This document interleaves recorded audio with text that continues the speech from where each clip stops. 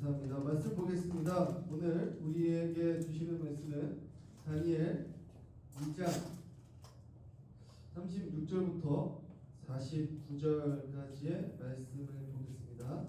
구약성경 다니엘 2장 36절부터 49절의 말씀을 보겠습니다. 구약성경 다니엘 2장 36절부터 49절까지의 말씀, 단체 하신 줄 알고 한 절씩 읽도록 하겠습니다. 그 꿈이 이러한 즉 내가 이제 그 해석을 왕 앞에 아뢰리이다.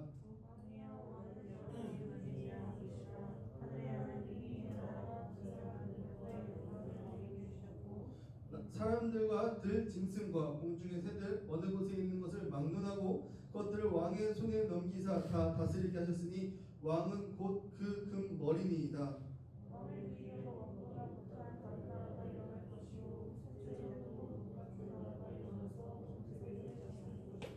넷째 나라는 강하기가 쇠 같으리니 쇠는 모든 물건을 부서뜨리고 이기는 것이라. 쇠가 모든 것을 부수는 것 같이 그 나라가 본 나라를 부서뜨리고 찢을 것이며 왕께서 그 발과 발가락을 열고는 공장을 지르기로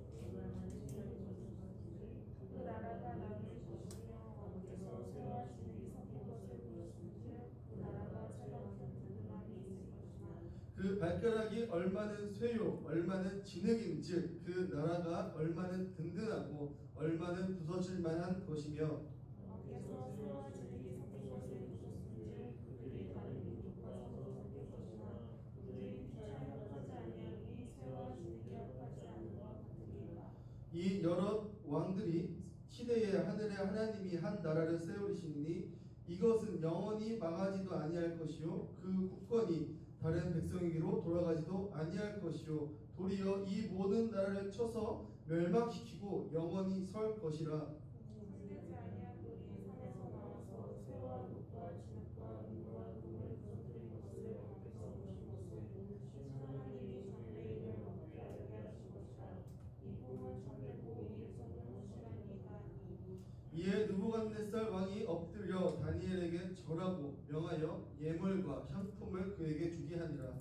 왕이 대답하여 다니엘에게 이르되 너희 하나님은 참으로 모든 신들의 신이시요 모든 왕의 주주시다. 내가 능히 이 은밀한 것을 나타내었으니 내 하나님은 또 은밀한 것을 나타내시는 이시로다.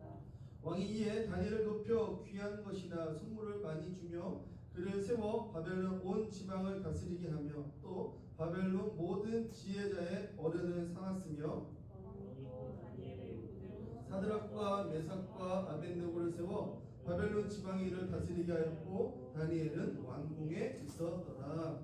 아멘. 네, 사랑하는 청년 여러분, 이제 우리가 다니엘서를 통하여서 이 다니엘 시대의 청년 다니엘을 통하여서 어떻게 우리는 이 시대의 청년으로서 살아가야 되는지를 알아가는 시간을 갖고 있습니다. 저번 주에는 다니엘서 1장을 우리가 함께 나누었고 오늘은 다니엘서 2장을 통하여서 이 다니엘의 이야기하는 환상이 어떤 의미인지 그리고 그 환상을 통하여서 또 우리는 어떻게 살아가야 되는지 알아가는 그런 시간 되기를 주님의 이름으로 소망합니다. 그리고 이 느부갓네살이라는 왕은 이 유다를 멸망시킨 왕이었어요. 그리고 에스겔 시대에도 있었고 다니엘 시대에도 동일한 시대니까 그 시대에 이 바벨론을 통치하는 강력한 군주였습니다. 그 바벨론의 땅을 보면 이 중동 지역과 유럽 지방을 다 통치하는 제국의 왕이었어요. 그래서 그는 이 다니엘 오늘 2장의 이 시대 때에는 모든 정복 전쟁을 다 끝난 시기였습니다. 그런 시기에 그는 모든 것을 정복했기에 누가 봐도 평안한 삶을 살 것이다 라고 생각했는데 그는 사실 평안한 삶이 아니라 악몽을 계속 꾸는 불편한 불행한 삶을 살게 되었습니다. 이 느부갓네살이 악몽을 꾸고 하는 이야기는 2장 초반부에 나오고 있습니다.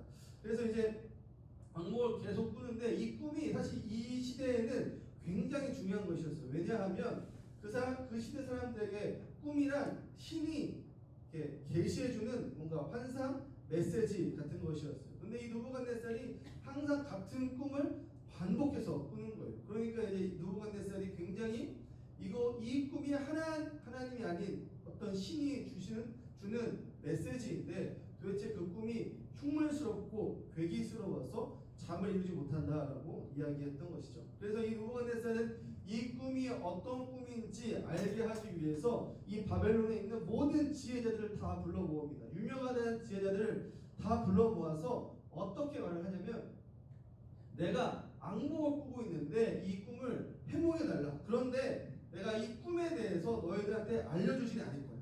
내가 밤에 계속 같은 꿈을 꾸고 있는데 그 꿈이 무엇인지 너희들한테 알려주지 않을 건데, 그 꿈이 무엇인지 너희들은 알아내고 그리고 그 꿈에 대한 해몽을 해라라고 느부갓네살이 지혜자들에게 이야기합니다. 그러자 지혜자들이 반발하여 일어납니다. 꿈을 알려주지 않았는데 어떻게 우리가 꿈을 알 수 있겠나이까 하면서 왕에게 대들기 시작하죠. 그렇게 2장 초반부에는 느부갓네살과 지혜자들의 팽팽한 신경전이 일어나게 됩니다. 여러분, 사실 지혜자들의 말이 맞죠. 꿈을 알려주지 않았는데 어떻게 꿈을 해몽할 수가 있겠습니까?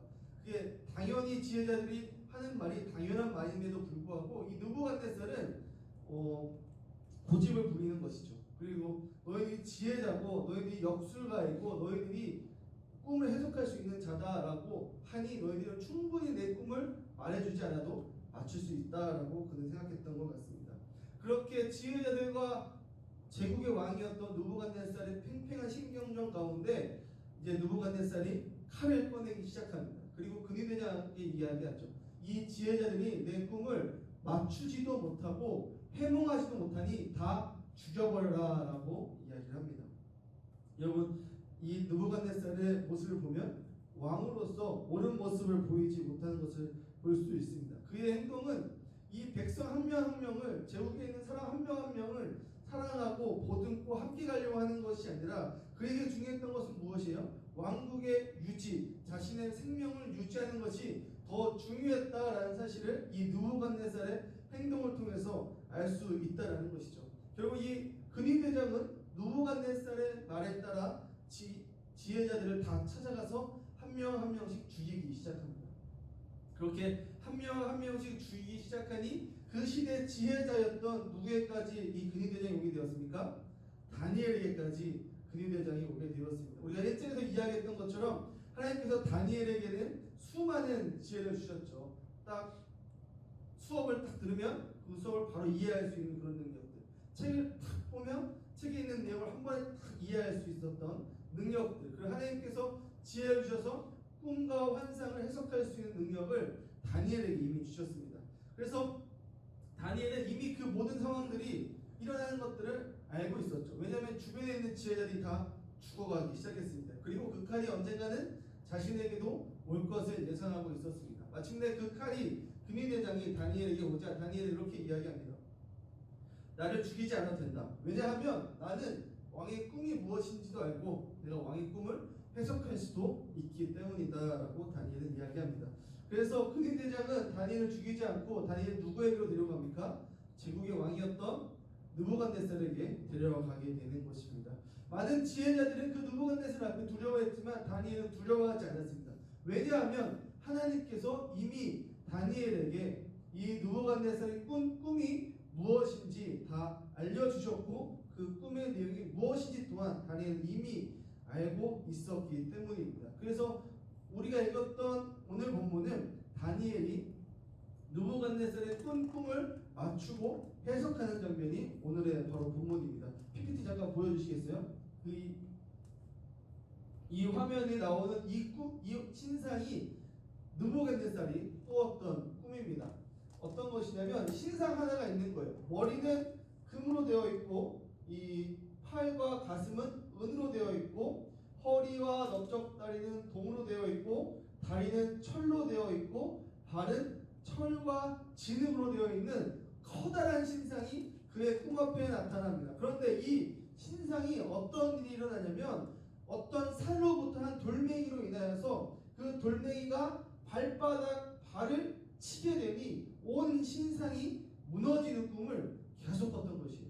이 느부갓네살이 느끼기에는 이 신상 자체가 무엇을 상징한다라고 생각했냐면 자신의 이 제국이라고 생각했던 것 같아요. 그리고 이 제국이라고 생각했던 이 신상이 계속 한 돌에 의해서 무너지는 것을 계속 보게 되니까 그는 이 꿈을 악몽이다라고 생각하고 두려움에 빠졌던 것이죠. 그거에 대한 해석을 이제 다니엘이 하는 것입니다. 여러분들이 이 환상에 대한 혹시 설교를 들어보셨을 수도 있어요. 그래서 보통 어떻게 설명하냐면 여기 다니엘 7장에 나와 있던 이 해석처럼 이 머리는 바벨론이고 이 은쪽은 페르시아고 이 동쪽은 그리스이고 철은 로마고 이게 철 밑에 발은 이제 열국시대다라고 이야기하는 해석들을 여러분 들어보셨을 것입니다. 그런데 이러한 해석은 사실 중요하지 않아요. 이런 해석들은 다니엘에게 하나님이 이 바벨론의 왕 느부갓네살에게 이야기하려고 했던 내용들이 아니에요. 어떤 나라가 생겨나는 것이 중요한 게 아니에요. 여기서 다니엘이 해석했던 것은 무엇이냐면 그 머리가 바벨론이다라는 것만 이야기했어요. 그리고 나머지는 사실 저게 저 나라인지 아닌지 우리가 명확하게 알 수는 없는 것이죠. 무엇이냐면 바벨론 이후에 생겨났던 저 사람의 나라들, 사람으로 인하여서 생겨난 모든 나라들은 한 돌로 인해서 멸망하게 되는데 그 돌은 무엇을 이야기하냐면 하나님 나라를 이야기합니다. 그 하나님의 나라로 인하여서 어떤 일이 일어나느냐? 모든 열국에 있는 나라들이 무너진다는 것이에요. 그러니까 하나님은 무엇을 이야기하냐면 결국 사람이 세웠던 나라들, 사람이 크게 세우는 모든 제국들은 다 무너질 것이고 무엇만 남느냐? 하나님이 세우신 하나님의 나라만 그 통치가 영원할 것이다 라는 것을 이야기한다 라는 것입니다. 여러분 그렇죠. 여러분 우리나라 PPT 꺼주셔도 됩니다. 우리나라 봐도 그렇습니다. 여러분 조선이 생겨날 때에는 이성계가 세울 때에는 이 조선이라는 나라가 천년만년 갈 줄 알았을 것입니다. 그래서 수도를 한양으로 옮기고 그리고 뭐 봉화를 세우고 하면서 이 나라가 평생도록 갈 것이다라는 거대한 꿈을 갖고 이성계가 나라를 세웠습니다. 그런데 그 거대한 꿈을 꾸고 만든 그 조선도 몇 년 만에 망하게 됩니까? 500년 만에 여러분 망하게 됩니다. 여러분 최근에는 어떤 일이 있었습니까? 소련이라는 강대한 나라가 있었습니다. 그렇죠? 그 소련이라는 나라가 지금은 어떻게 됐습니까? 없어졌죠. 소련이라는 나라는 없어지고 각 나라가 독립하여서 흩어지게 되었습니다. 소련은 무너지게 된 것이죠. 여러분 그렇습니다. 사람이 세운 나라는 결국 언젠가는 무너질 수밖에 없다는 것이죠. 여러분 그러나 우리의 눈에 지금 어떤 나라들이 보입니까? 우리나라 옆에 어떤 나라가 있어요? 일본이 있고 중국이 있고 러시아가 있고 미국이 있습니다. 이런 4개의 강대국들은 무너지지 않을 것 같아요. 엄청난 강성한 나라라고 우리는 생각하고 있습니다. 그러나 우리의 말씀을 통해서 본다면 이 강대한 나라들도 결국 어떻게 된다라는 것입니까? 하나님의 나라가 서게 될 때에 결국 그 나라 또한 무너지게 된다는 것이에요. 인간이 세운 나라는 없어진다라는 것입니다. 여러분 또한 이 말씀을 우리나라에 적용해 보면 어떻게 됩니까? 저 위에 있는 북한도 결국 우리나라도 언젠가는 부패하여서 무너질 수밖에 없는 연약한 나라다라는 것입니다. 그러나 우리가 실망하지 않고 살아가는 결정적인 이유는 무엇입니까? 우리는 인간의 나라에 속해 있는 사람들이 아니라 어디에 속해 있는 사람들입니까? 하나님 나라에 속해 있는 사람들이다라는 것입니다. 여러분 인간이 세운 나라들은 결국 다 무너지고 다 사라질지라도 하나님의 나라 백성들은 하나님의 보살핌 가운데 그 백성의 명매를 계속 유지하며 살아갈 수 있다라는 것입니다. 여러분 이것을 기억하시기 바랍니다.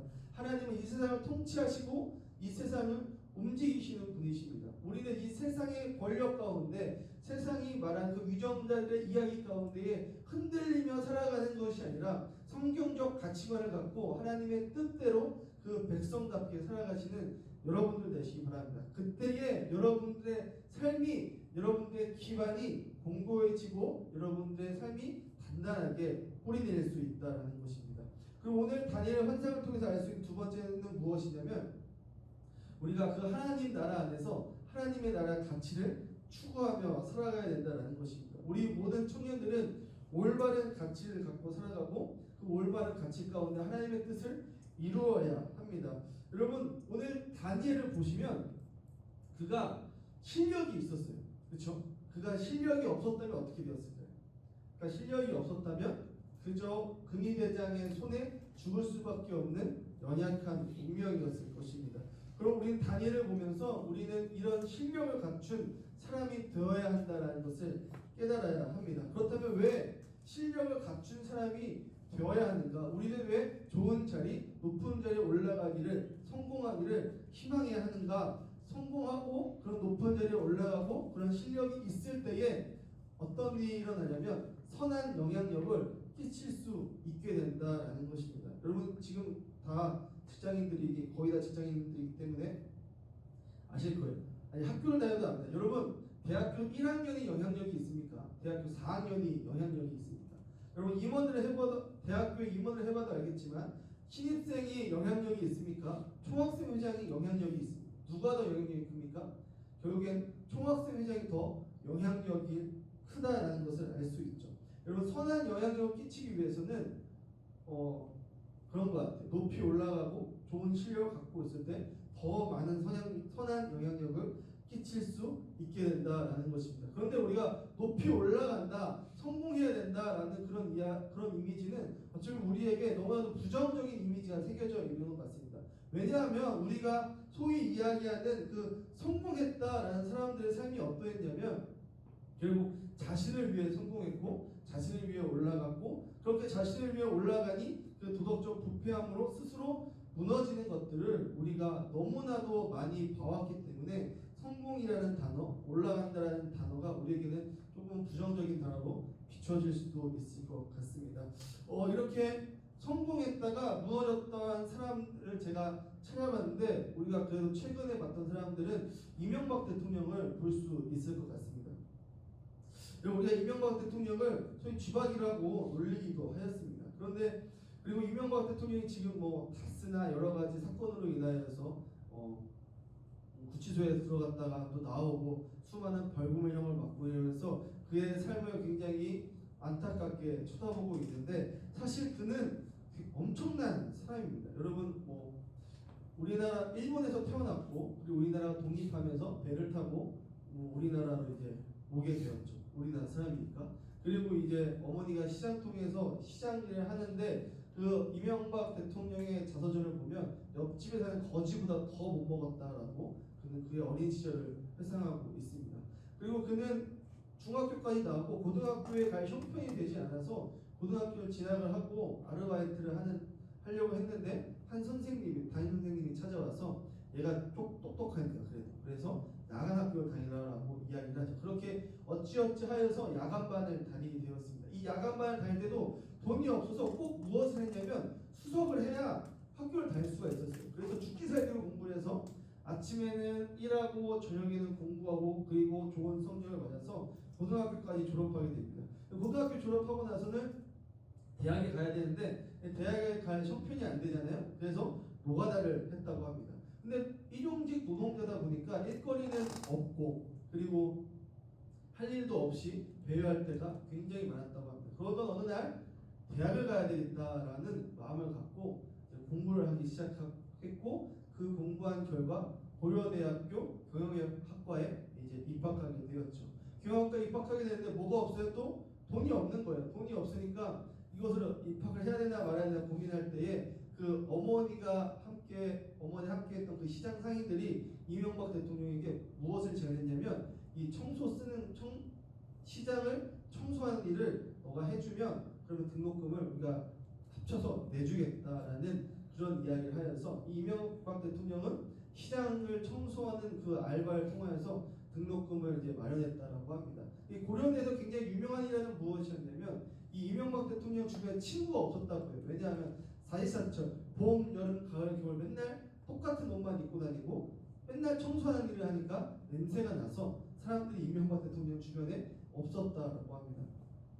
그럼 우여곡절 끝에 어떻게 해서 고려대학교 경영학과를 졸업하게 되었고 어디에 취업하게 되냐면 현대건설에 취업하게 되죠. 그때부터 이제 이명박 대통령의 실력이 드러나게 되면서 정주영 회장에게 눈에 딱 보이게 되고 27년 만에 현대건설 회장까지 올라가게 되는 기염을 토하게 됩니다. 그리고 어떻게 됩니까? 김영삼 대통령이 눈에 또 띄어가지고 정계로 진출하게 진출하게 되고 서울시장이 되고 서울시장 이후에 무엇이 됩니까? 우리나라 대통령까지 올라가게 되는 일들을 하게 됩니다. 여러분 그분의 삶이 우리가 막 비웃을 만한 그런 삶은 아니었어요. 엄청난 노력 끝에 그 우리나라 최고의 자리까지 올라간 사람이었습니다.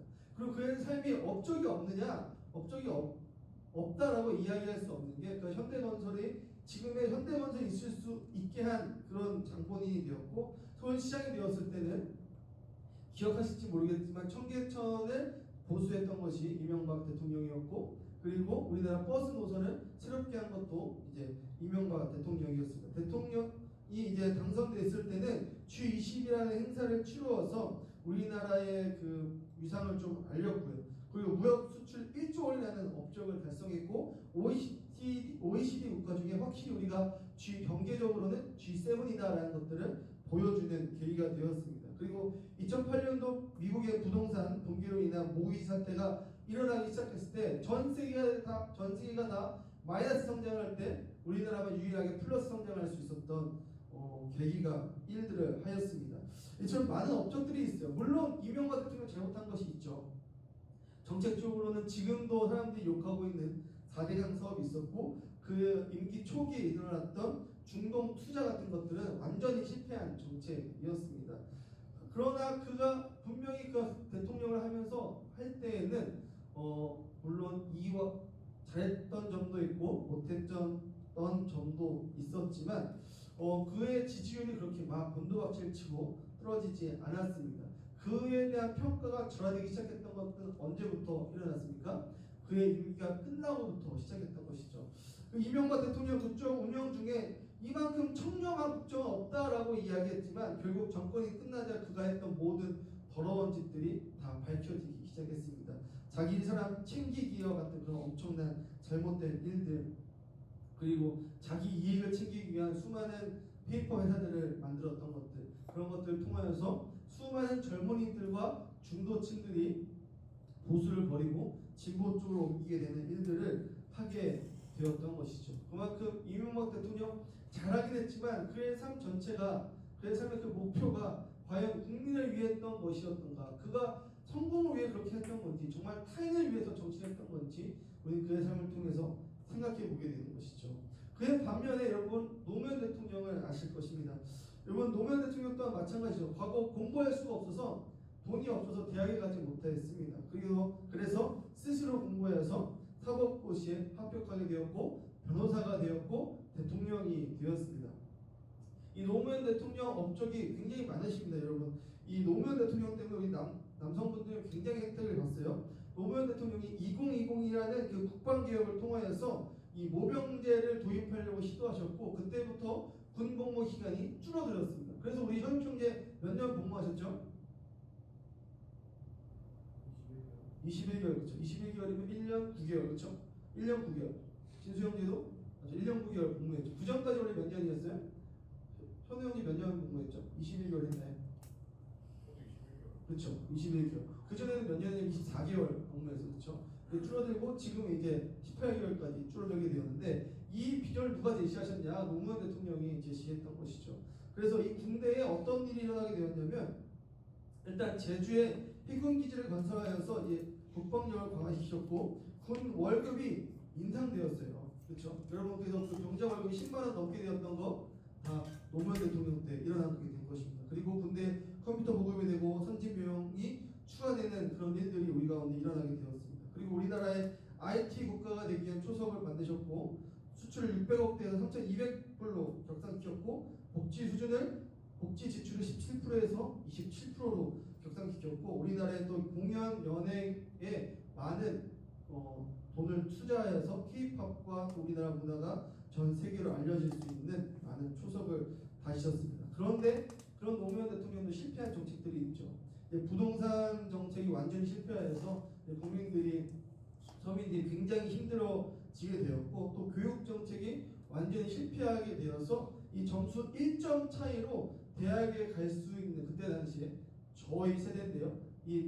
수능 1점 차이로 갈 수 있는 대학의 폭이 굉장히 넓어지게 되는 일들이 생겨나게 되었습니다.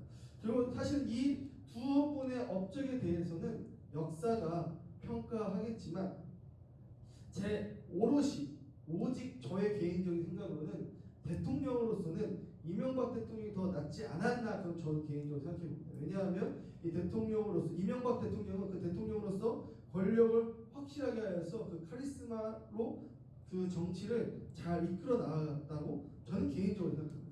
이 물론 광우병 사태와 같은 일들이 일어났긴 했지만 이명박 대통령은 그 재기간 5년의 기간 동안 리더십을 굉장히 잘 발휘했다라고 생각해요. 그래서 그 정권이 보수적 정권이 바뀌지 않고 박근혜 정권으로 잘 갈 수 있었던 것은 이명박 대통령이 그 대통령 재기간 동안에 잘했기 때문에 일어났던 결과다라고 생각합니다.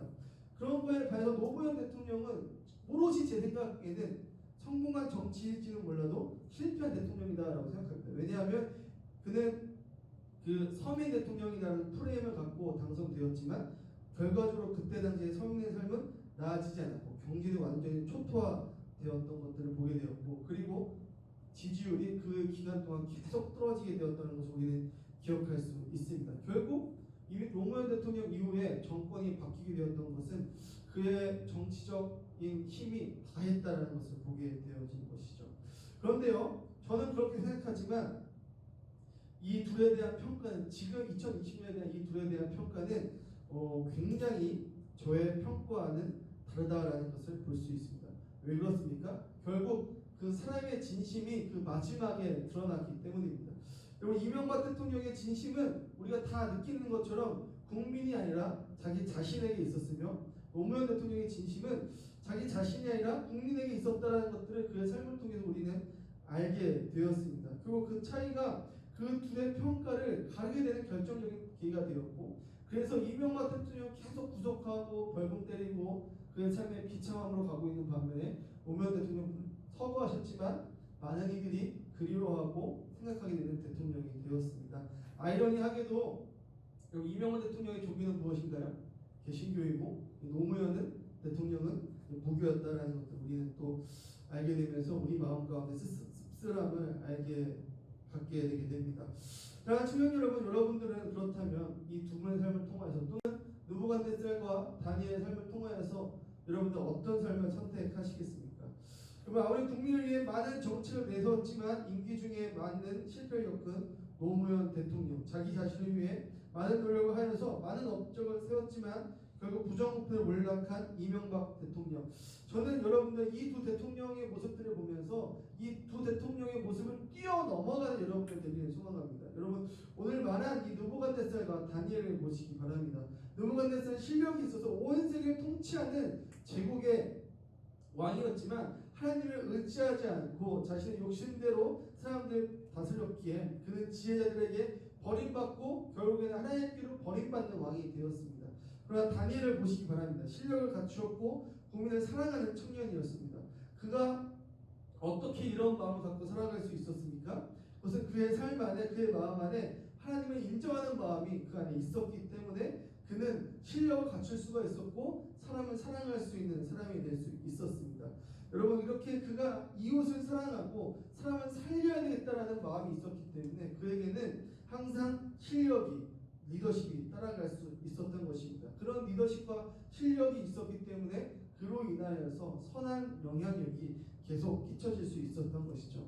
우리도 마찬가지입니다. 우리 마음 가운데 분명히 해야 될 것은 하나님을 사랑하고 이웃을 사랑하겠다라고 하는 하나님 나라 백성의 그 마음이 우리 가운데 반드시 있어야 합니다. 그렇게 될 때에 우리는 하나님과 이웃을 진정으로 사랑하는 그래서 선한 영향력을 끼칠 수 있는 청년이 될 수 있다라는 것입니다. 사랑하는 청년 여러분, 성공이란 달콤한 그 유혹 때문에 느부갓네살처럼 또는 이명박 대통령처럼 되지 않기를 소망합니다. 여러분 결국 느부갓네살은 온 제국을 통치하는 큰 왕이었지만 악몽으로 밤을 지새우는 불행한 삶을 살았습니다. 그러나 여러분 다니엘을 보시기 바랍니다. 그는 비록 포로 신분이었지만 하나님께 끝까지 쓰임받는 사람으로 많은 사람들에게 사랑받는 사람으로 남게 되었습니다. 여러분은 어떤 삶을 선택하시겠습니까? 여러분 자신의 목적과 자신의 유익을 위하여 성공만을 향해 달려가는 우리 청년들이 아니라 하나님을 사랑하는 마음으로 실력을 겸비하고 리더십을 겸비하여서 많은 이들을 살릴 수 있는 여러분들 되길 소망합니다. 그렇게 될 때에 여러분들의 삶이 많은 이들에게 선한 영향력을 끼칠 수 있는 거룩한 청년의 삶으로 남게 될 것입니다. 그러면 여러분들 이번 한 주 살아가실 때에 어제와 같은 똑같은 하루가 계속 반복되니까 그냥 어제처럼 그냥 그렇게 살아가는 것이 아니라 매사에 최선을 다하고 실력을 겸비하고 그리고 선한 영향력을 끼치기 위해서 더 최선을 다해 살아가시는 여러분들이 되길 소망합니다. 그것이 단순히 성공을 위해서 살아가는 것이 아니라 내가 더 많은 돈을 벌고 내가 반포자해하겠다라는 꿈을 갖고 살아가는 것이 아니라 정말 내 꿈을 이루는 것을 통하여서 많은 이들이 더 선한 일들, 내 꿈을 통하여서 선한 일들이 계속 일어날 것들을 기대하면서 살아가시는 여러분들 되시길 주님의 이름으로 소망합니다. 우리 이 시간에 찬양하고 하나님께 기도하며 나아갔습니다.